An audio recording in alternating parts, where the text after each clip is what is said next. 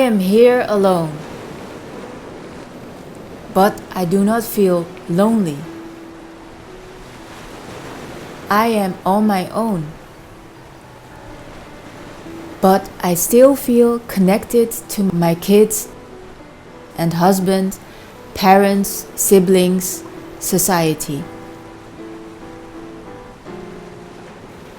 I am not feeling lonely at all. I remember that I was in cities with tens of millions of people and felt miserably lonely. Thus, feeling lonely doesn't depend on the company of real people. But how does that work?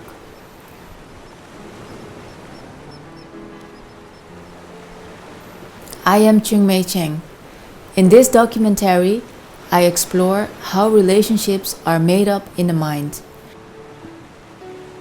For that, I meet Lucas Derks, a social psychologist, developer of the Social Panorama model. My question is, how can I sense to be with my family when I am entirely on my own? And in contrast, how can I feel desolate in the middle of a party? When you are aware of your family, when you're on your own, logically your family must be somewhere in your mind. Now, what we found out is that in your mind is not exactly where they are. And so they are projected by your brain in the space around you so that you know where they are. You place them in some location around you and you sense their presence in that way. Probably they are close and then you sense them in the space around you. And we call it the social panorama. Mm-hmm. That's the landscape in which you put people. Mm-hmm. When you go to the feeling that you had on the beach maybe, mm-hmm. So when you were on your own, but then you felt them, so maybe you close your eyes for a moment, mm-hmm. and then get to this feeling of being with your family.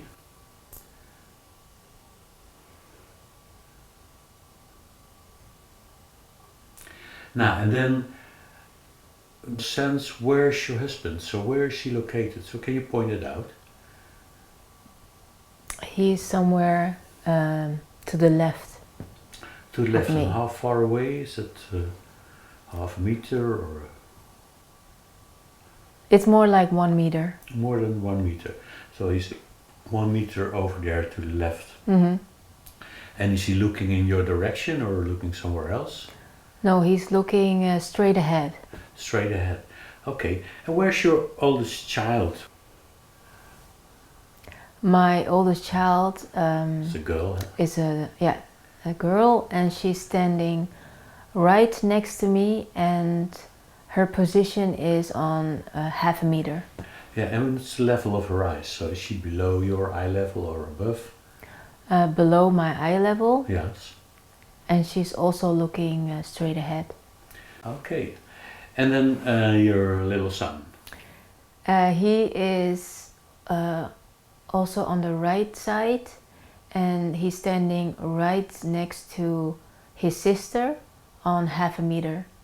And he's on the other side of her? Yes, on the right side of her. So he's not, she's closer? She's closer to me. Yeah, okay. And where is he looking? He's looking forwards. Uh-huh. Good. And then you have also a mother, huh? Mm-hmm.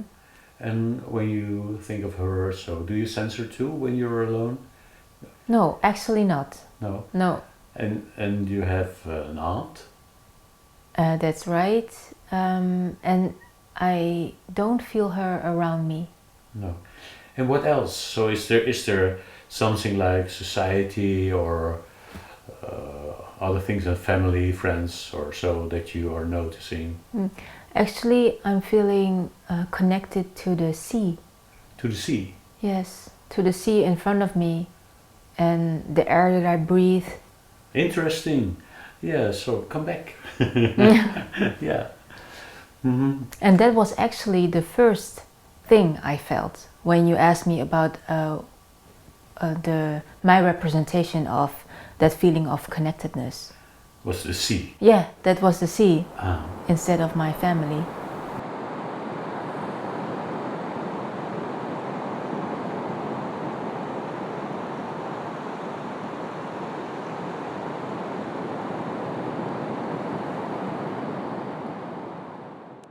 So I will turn it now that you can look up.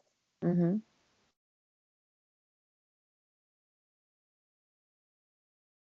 So this is correct too. Ah. Is it true that I see that my daughter is standing a little bit behind the line? Yes, she is. Yeah, because I would like to have her standing in the same line as we are standing. Like this? Yes, like that. Okay. And then my son needs to be turned forwards a little bit. Oh, no. I mean, his position, because his position is a little bit to the right, but I want him, yeah, yes, Yeah.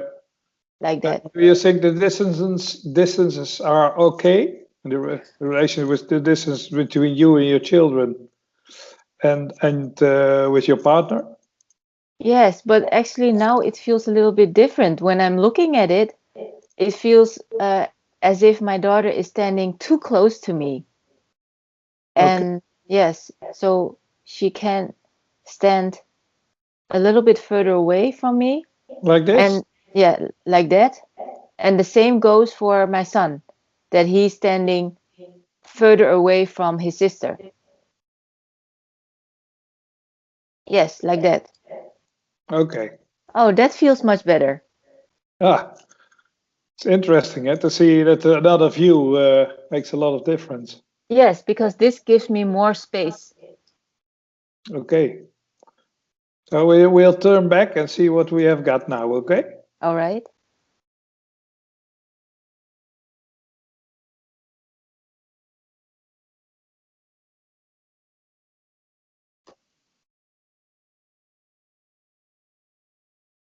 This is the way you like it? Yes. Yeah, this is how it feels. Around me is a kind of landscape with all the people I know. I live in the heart of that, and they travel with me wherever I go, even alone on the beach.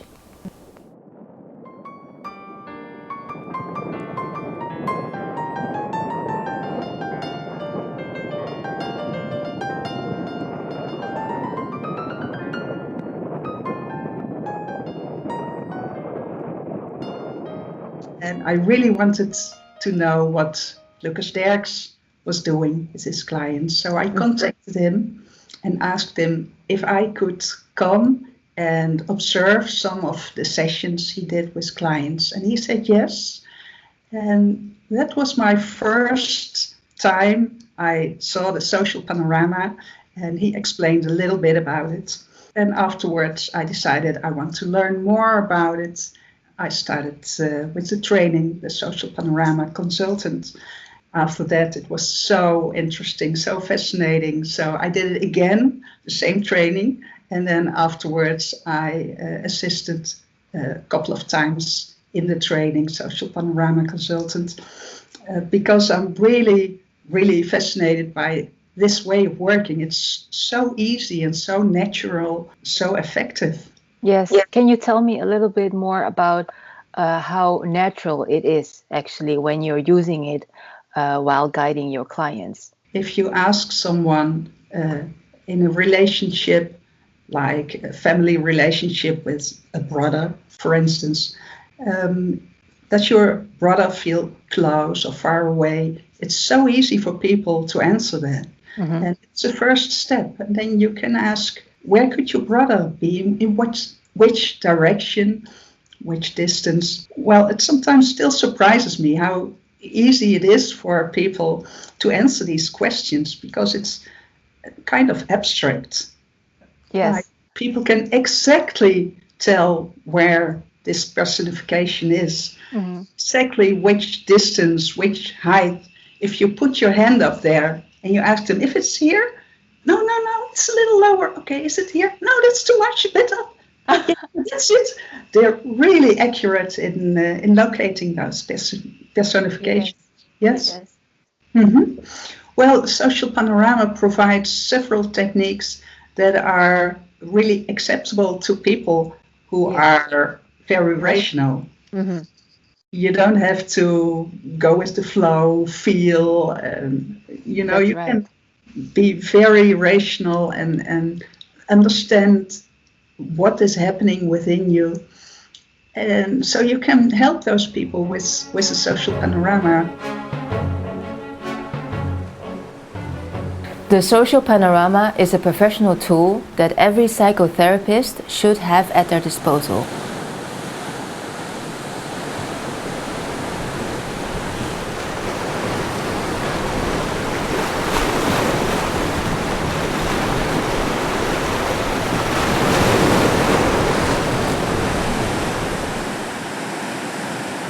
It was just on the base of my education and training in NLP that I started to recognize, you could say, the submodalities of people.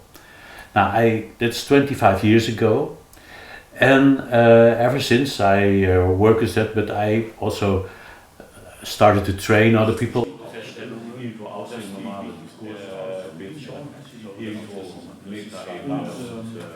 Aber die hat dann regelmäßig wieder, dass sie in eine Art von manische oder psychotische. I wrote a book and I wrote articles and so on. Then it grew and it became a tool that a lot of people use in coaching and psychotherapy. And how can you use the Social Panorama model in coaching and therapy?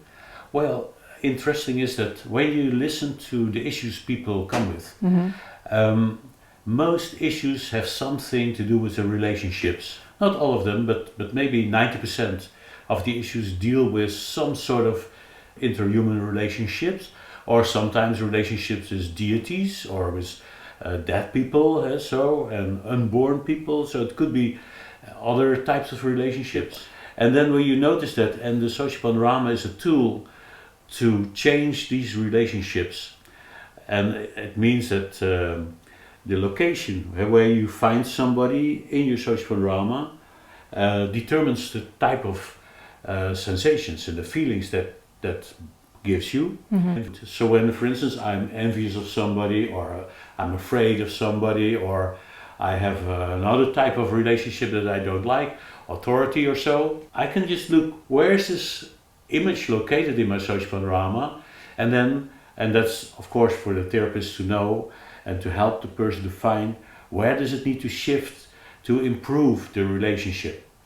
And that is in principle the basis of the social panorama. And then to make that work, we use all kinds of additional techniques from everywhere.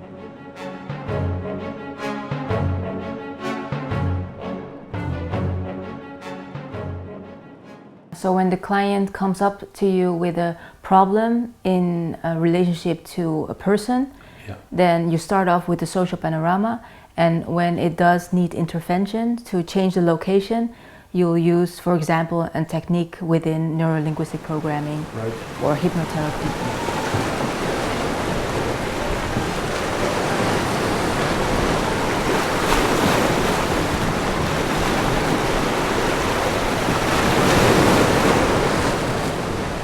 So I was within a group of mostly Dutch people. Yes, and most of the time I was the only Chinese person or someone with another background. And every time I noticed that the Dutch people were very communicative. You know, they always knew on the spot what they wanted to ask or what they wanted to give back, and all the stories that they shared. And that was in a really strong contrast towards my own position, and especially I think how I grew up as a Chinese person. within the context of an authoritative mother. Yeah, we could denominate her as a tiger mom.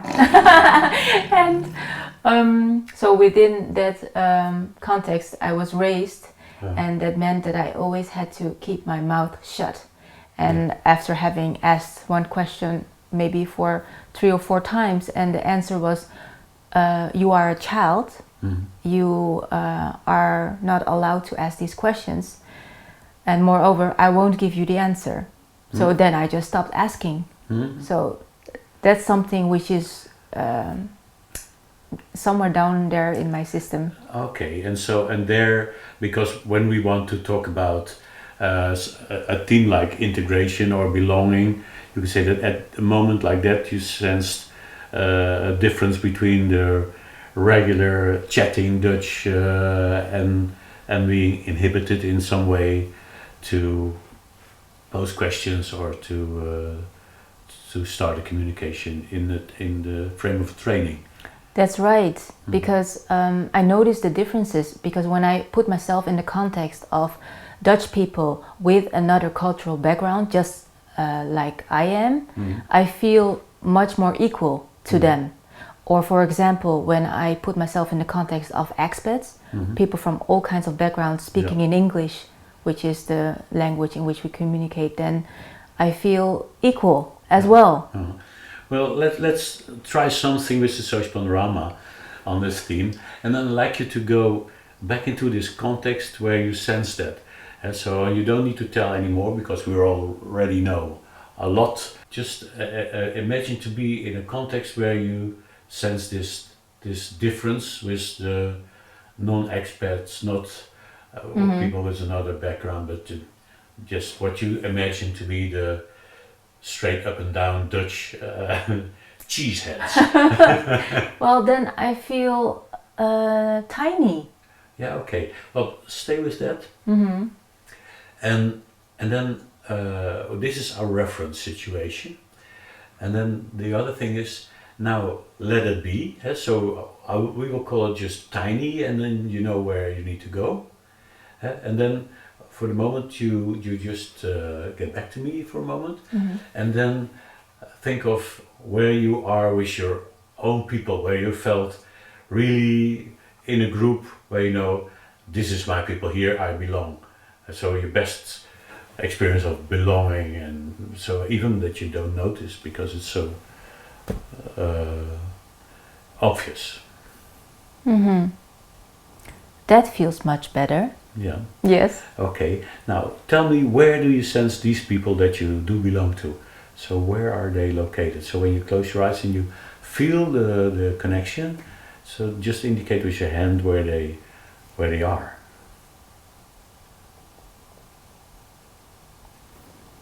Right in front of me. Yeah, and what's the distance to them? So when you have this feeling of belonging, is there? It's like 1.5 meters. And so, can you experiment something? Can you step into that group so that you are in the middle of it? I wasn't seeing a group, but yes, I can picture them. Yes, I'm stepping right into it. So that you are within your group or your the people that I feel connected to. Yeah, right. Yes, and I ask that because the research that I did showed that when you are in the middle of that, it's even better. So it's even more connected. I don't know whether you sense that too. Yes, I sense that, absolutely. Yeah, good. Now, that's the first thing that we learned. But you kept a little bit of the distance, but now you know this, and how would we call this experience when they are around you? Expansion? Expansion? Yeah, that's the word that came up. We do that. Expansion. Now, so you know this is expansion, and now you go back to tiny.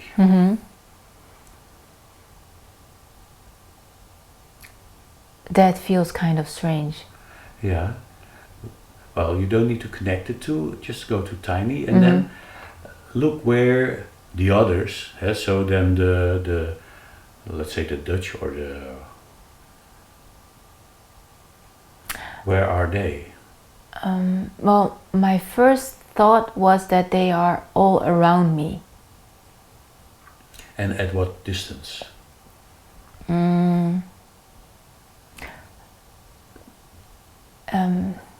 It's both.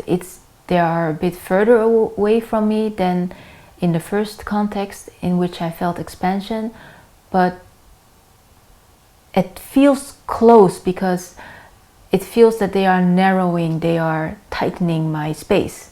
Okay. So it would be good when they took more distance than if you. Yeah, that would feel better. In my social panorama, I am integrated in Dutch society. There is no distance between us and them. In other words, me, the Chinese, and the Dutch. However, I represented the Dutch too dominant and close to feel comfortable.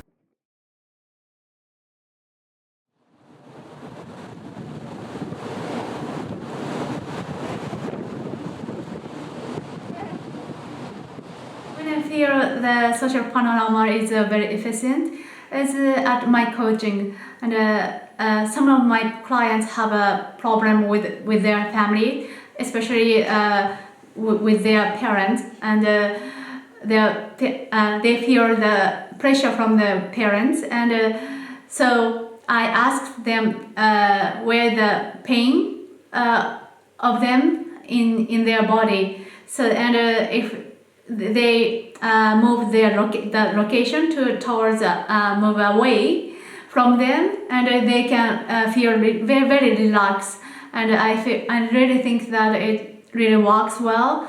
So yeah, that's the point that I feel social panorama is really well. I'm here with Dave Clifford. He's a coach and trainer and owns his own company. And he gives advice and coaching within organizations. I work for a lot of large companies in Holland, for example, Ahold or Jumbo or banks like ING or BNP Paribas. And what I see is that a lot of managers who I have in my coaching, they have, let's say, some issues with always something with assertiveness or intimidation or having some fear or some conflicts, of course, with could be clients, of relations of colleagues or other management levels. And there is one in particular I would like to share with you. And that is, there was a Spanish lady, her name was Monica, and she works for a chemical company in Arnhem. And this Monica, this Spanish, she's a business manager, and she came to me a few years ago, and she had some. It was not a conflict, but the relationship with her director was, let's say, it was not mutual or let's say equal. So she had really, when she came in, I said, how is the relationship now? What would you like to change? And there were some tears because she really felt that she was intimidated by him. It's maybe good to mention that this lady is, let's say, also from her personal character is very strong, very assertive, but only in this relationship, something happened. And she said to me, in the coaching, she says, I cannot get it. She says, because I don't know myself. She says, in a normal situation, I would never let anyone intimidate me, but only with this, let's say, gentleman, there is something happening. So, of course, I said, let's look into your mental space, how it's, let's say, how it is there, and how is your image, your self-image, in relation to the image you have from this director. So what we saw, of course, is that he was, let's say, in her mind, very big, and she made herself very small.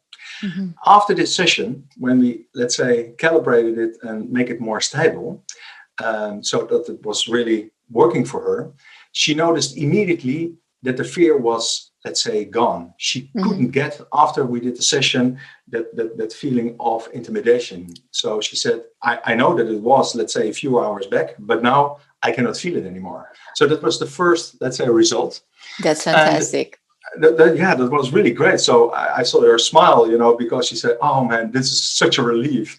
So she said to me, okay, so what I have to do now in practice? So I said, okay, we have all done the preparation. So now just go meet him and let's look what's happening. So we had till this session and the next session that was for about 5-6 weeks. And when she came back, she said to me, Dave, she said, I have to share something with you. She said, this is incredible. And she told it on a very Spanish way because she's coming from Barcelona. And she said, Dave, she says, after 1 week, I met him, in the company face to face. And I immediately felt a sort of peace, a sort of positive vibe. And there was nothing of this intimidation, of this fear that was, she said, was totally gone. And when I was in a meeting with them, normally, she said, I would give some political answers or, because I had to walk a little bit on toes. So normally in the communication with him. But now I was direct, I was confronting him and just what I had in mind, I just was telling him and giving him the feedback. So I saw the surprise in his eyes, she said. And after this meeting, it was maybe 2 or 3 days later, she got a call from him at the end of the day.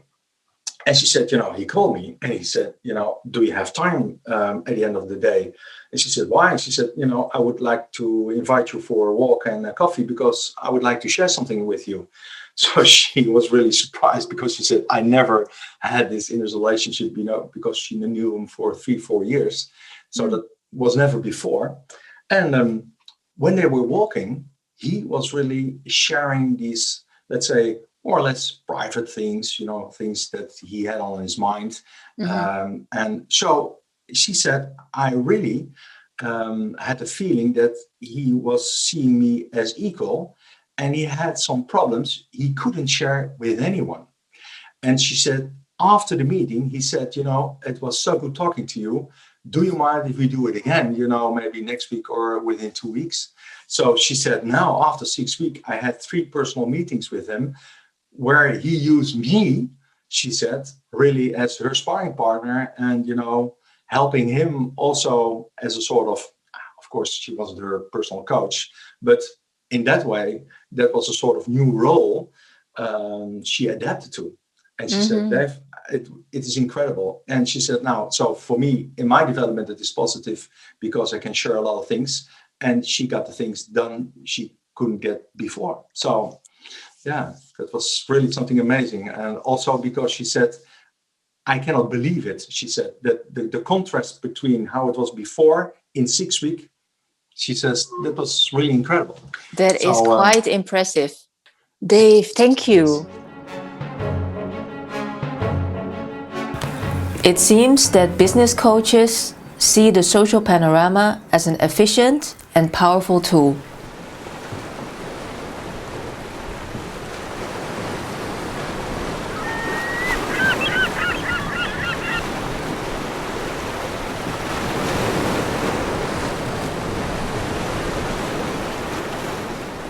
I assume that you want to feel less tiny, so... Yes. And so then, when you have all of this around you, then ask yourself, who am I here, in between these people? And then point out to me, where do you feel your feeling of self? So where's your core? Yeah, right here. Okay, good.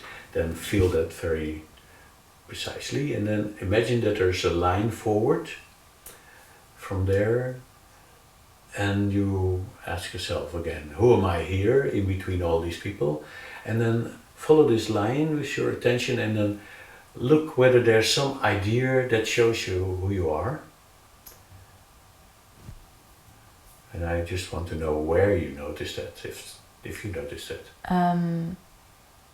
Do you mean the line that extends from my position of self? Yeah, forwards, and then forwards. And then when you look along that line and ask yourself, who am I here? Mm-hmm. Then the image that shows who you are, and then my question is, where is that located?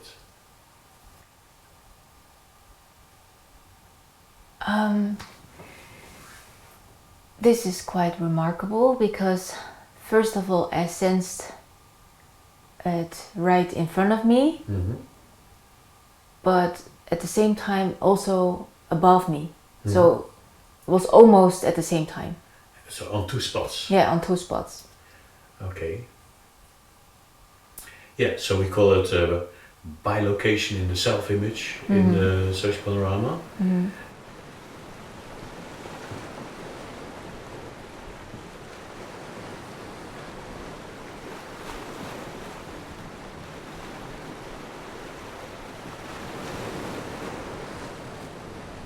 Now we could help to resolve that by the following.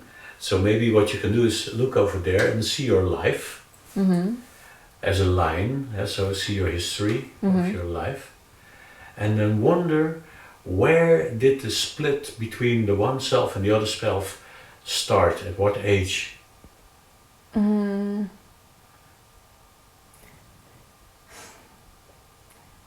Is it possible that it took place before my conception? Right, could be. Yes. Yeah, and then generations back, or a couple of years before your conception? No, I believe right before my conception. Right before your conception. Yes. Okay. Now, when we imagine that there's already the two elements that helped you to be conceived, so we could think of Elements. elements. You mean the two people? Two people, but they carry a sperm and egg already with them. So then we could think of, and you don't need to take that too literal, but what capability are they lacking to create a whole out of you? So that this two images of self can be one. Interesting. Yeah, and so and think of, just see what comes up when you ask yourself this question: what did it need before your conception? I believe that would be unconditional love. Unconditional love. Yeah. Mm-hmm. Good. Now that's easy. Now it's but what you can do for that is just see if there's an experience of unconditional love in your life, have been there, and it could be that you gave unconditional love, or it could also be that you received unconditional love. It doesn't matter. Just try to find if there's something like that. Many. Yeah, many. Okay, Yeah. so you can bundle them. Yes. Now, what you do is pick one or bundle them and go into that experience of unconditional love. And is it where you are providing that, or where you are receiving it? When I'm receiving it. Yeah. Okay. Very nice. I think. Then please. It's really suitable. Yeah. That's good. Well, then go into the receiving of unconditional love. At least a strong example of that.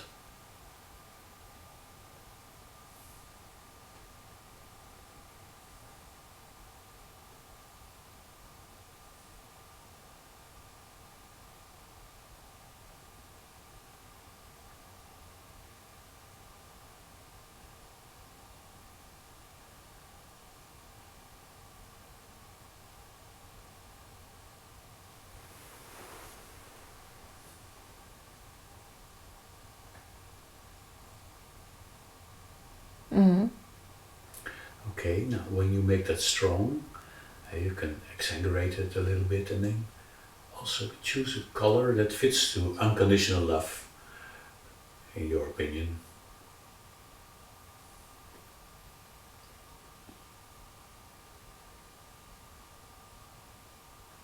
and then keep it with you.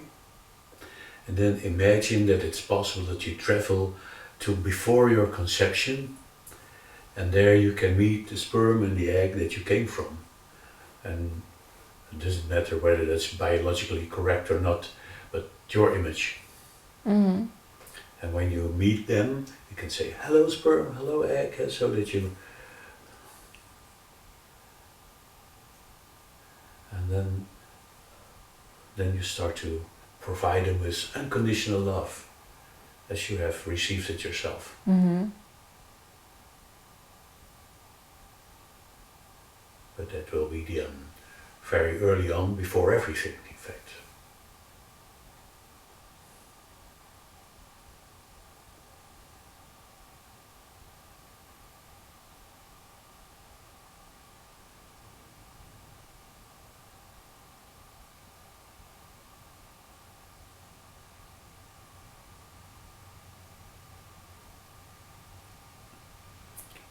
And can they receive that? You mean the sperm and the egg? Yeah, do they receive it? Yes, they took on the colors. Yeah. And there's no hesitation? No, No, good. no, none. Good. Then there's this beautiful moment where you see them come together. That's your conception. And then there's the first Chungmei cell. Mm-hmm. And it looks like a yin-yang symbol. Wow. Yeah, why not? And then what you can do next, Chungmei, is to step into this first cell.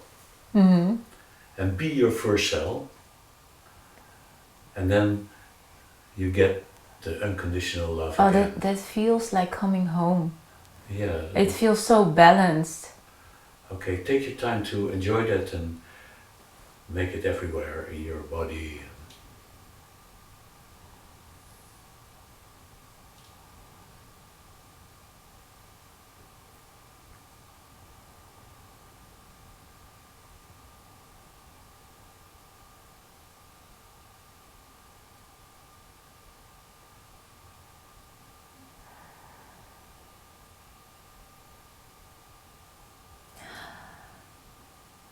And so when you feel that, then you can slowly grow up out of the unconditional love.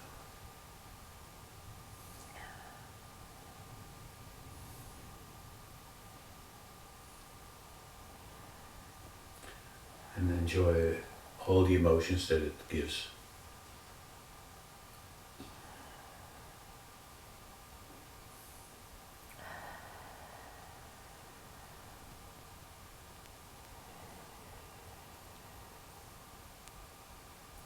Just take your time and let me know when you have reached back in the present.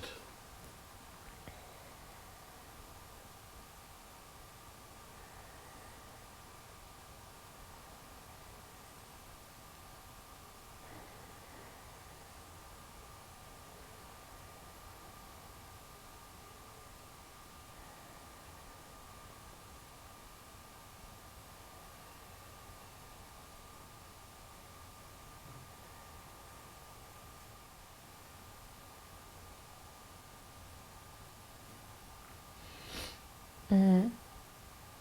Yeah, take your time.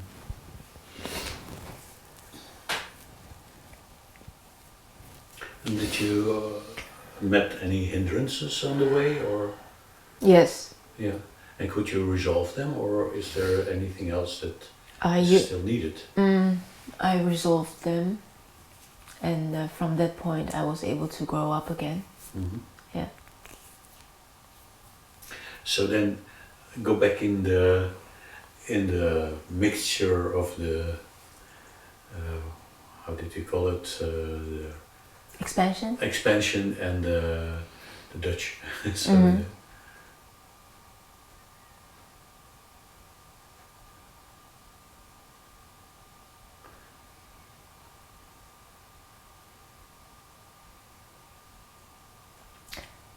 Now it feels less expanded and more myself. Mm-hmm. And ask yourself again, who am I here in this mix, and then point out where you feel your feeling of self. At the same spot. Yeah. Okay, then imagine a line forwards again. Mm-hmm. And wonder, who am I here?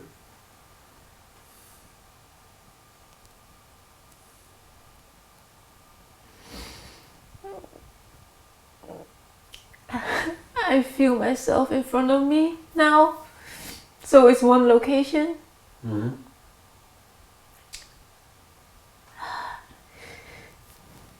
And right above, I saw myself waving. Mm-hmm. Like I finally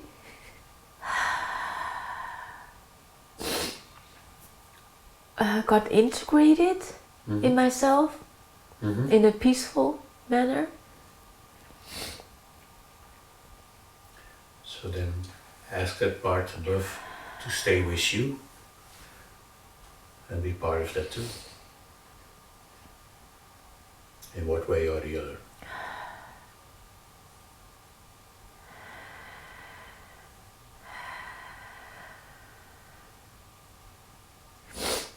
And the words I hear is like, now you are ready to live your life on earth. Mm-hmm.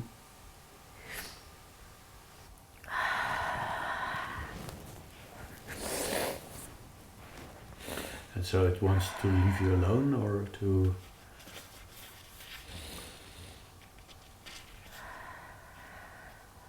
Yes. Mm-hmm. Now maybe you can make a very good relationship with it so that you always, when there's time to meet again, that you can... No, somehow she's here. Okay. She's here. Okay. She's back here. Okay, so she's...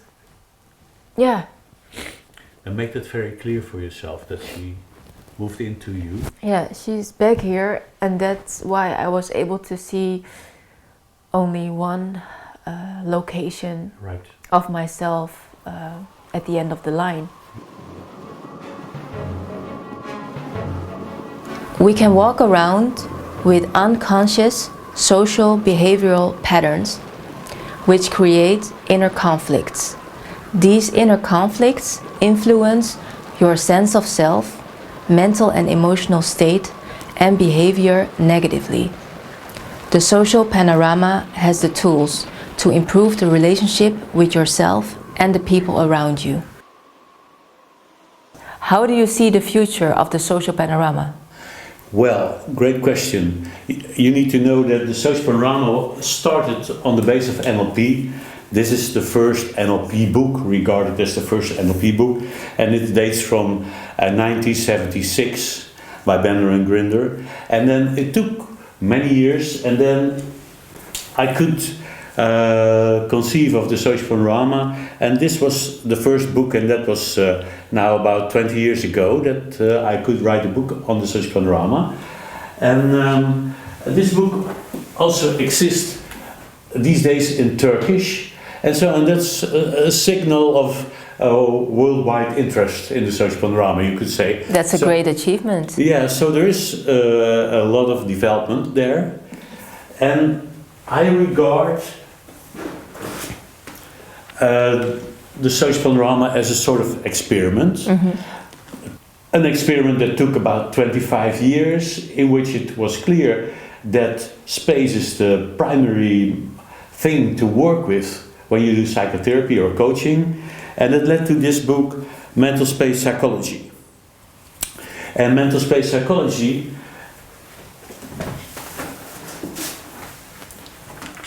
also referred to research done in psychology. For instance, this is one new book by Barbara Tversky, a professor of Stanford, and she also writes about space, and about this book is about movement in space, so how movement in space comes close to, in fact, thinking. From this, and so I just showed you books to show the development, and I think this is the future where we are. And so this is a book that's called Mental Spatial Diagnosis, And this is the Finnish version. Here you are. Yes, thank you. And this is the Hebrew, I never know how to hold it, the Hebrew version. And here we have the German version. There is a Spanish version that I don't possess. This is the Japanese version. Japanese. And this is the incredible. English version. And the English version. And these books help us to understand psychological processes in mental space. But they also refer to psychological issues, and they bridge the gap in between the mental space, psychology, and you could say DSM-5 type of diagnosis. And I want to show you something else when it's about the future. So this is something that I used for many years to teach Social Panorama, these flip charts. And here you can find many examples of what's called the family panorama. And these pictures show how the family looked like when the person was 5 years of age. And then we did a certain procedure to change that, where you create a new family experience that is better for the client. And it can be quite complex. So this is one with many dead siblings, for instance, and often the client is not aware of all that they have these many dead siblings, abortions, and people that are sort of, you could say, spirits or ghosts in their social panorama. And it can be sometimes quite complex, as you see here. And I think that the Social Panorama offers the possibility to analyze these complex situations that are, however, the roots of a personality, of the person, on which they behave in the present. And what we do is look at certain personality traits that they want to change. Here, for instance, the person is saying, I limit myself for peace. So she could do more, but to maintain peace in between people, she doesn't do that. And that stems back from her early childhood. And then when we create a better childhood, she can grow up anew. And then we can test whether she's free from this limitation. And I see methods like this to be used in the future in all areas of psychotherapy and also a lot in psychiatry. Yes. What I find really interesting is that when someone knows how the family dynamics are from when they were younger, and they can effectively change it, then when they are like grown up and adult and they are ready for a love relationship, they can, open up for someone who can enter their lives. Because when you have, some members of the family still surrounding you or close to you, then there's no room for a love relationship. Especially I found it in women that still live with their parents very close in their social panorama. Yes. And that there's no place for a husband or a boyfriend. Yes. Now, so when you ask me for the future of the social panorama, I think these methods will develop and will be in common use. So they will be probably mainstream in some time in the future. And then there will be other methods that will come from that, maybe simpler methods to do the same.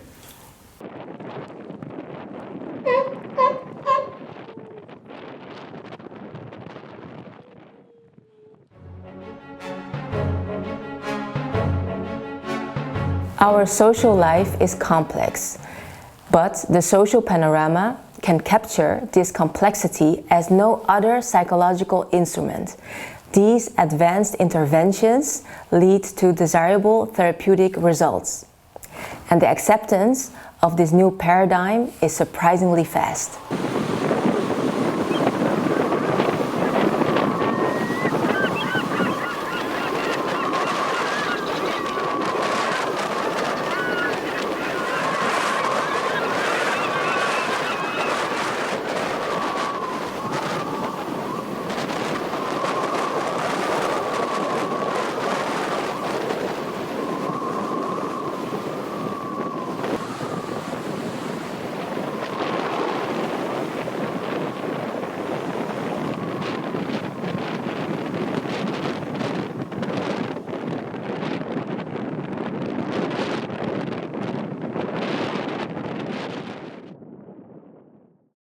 what interests us is to see what happens when we place your partner in life on the other side, Yes. like this. And he's looking at the sea like you. How does that feel to you?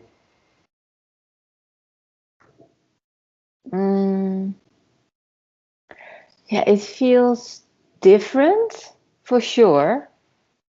And because I put him at my left side before, and now he's on the right side, so it feels a little bit empty on the left side. But when I'm looking, it's okay. It feels good. And is there a change in relationship to your children like this? No, but the first thing that popped my mind was that that we are there to protect our children.